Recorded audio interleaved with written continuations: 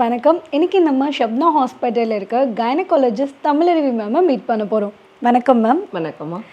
Natural ப்ரெக்னென்சிக்கான tips என்னென்னு கொஞ்சம் சொல்லுங்கள் மேம். கண்டிப்பாம்மா.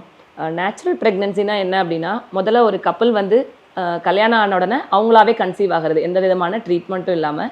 அதுக்கு நம்ம முதல்ல அந்த கப்புள்ஸ் வந்து அவங்க முதல்ல டிசைட் பண்ணணும், அவங்க இப்போ கன்சீவ் ஆக போகிறாங்களா இல்லை இன்னும் ஒரு 1 இயர் கழிச்சு கன்சீவ் ஆக போகிறாங்களாங்கிறது ஹஸ்பண்ட் அண்ட் ஒய்ஃப் பிளான் பண்ணி அவங்க டிசைட் பண்ணணும். இன்கேஸ் அவங்க டிசைட் பண்ணாங்க அப்படின்னா முதல்ல அவங்களோட டயட்டு, அவங்களுடைய லைஃப் ஸ்டைல் மாடிஃபிகேஷன்ஸ் இது எல்லாமே வந்து அவங்க கண்டிப்பாக பார்க்கணும்.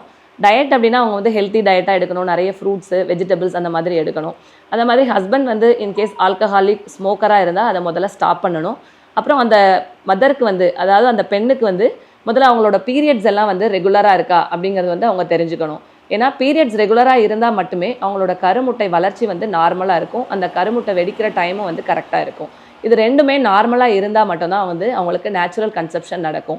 அது வந்து நம்ம அந்த லேடிஸ் வந்து அவங்களுக்கே தெரியும், அவங்களோட பீரியட்ஸ் வந்து 28 டேஸில் இருக்கா இல்லை 35 டேஸில் இருக்கா.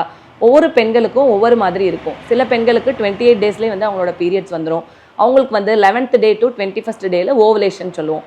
அந்த டைமில் வந்து அவங்க தாம்பத்திய உறவு இருந்தாங்க அப்படின்னா அவங்களோட கருத்தரிப்பு தன்மை வந்து ஜாஸ்தியாக இருக்கும். அதே மாதிரி இப்போ ஒரு 35 நாளுக்கு ஒரு தடவை தான் எங்களுக்கு பீரியட்ஸ் வருது, 40 நாளைக்கு ஒரு தடவை தான் வருது அப்படின்னா அவங்களுடைய வந்து கருத்தரிக்கிற தன்மை வந்து கொஞ்சம் வித்தியாசமாக இருக்கும். அது வந்து நம்ம வந்து ஒரு 1 இயர் வரைக்கும், இப்போ ஒரு நார்மல் கப்புள் இருக்காங்க அப்படின்னா அவங்க ரெகுலராகவே வந்து ஒரு செக்ஷுவல் இன்டர்கோர்ஸில் இருக்கணும். அதாவது தாம்பத்திய உறவு வாரத்தில் ஒரு 2 நாட்கள் 3 நாட்கள் அப்படி ரெகுலராக 1 இயர் வரைக்கும் கண்டினியூஸாக இருக்காங்க.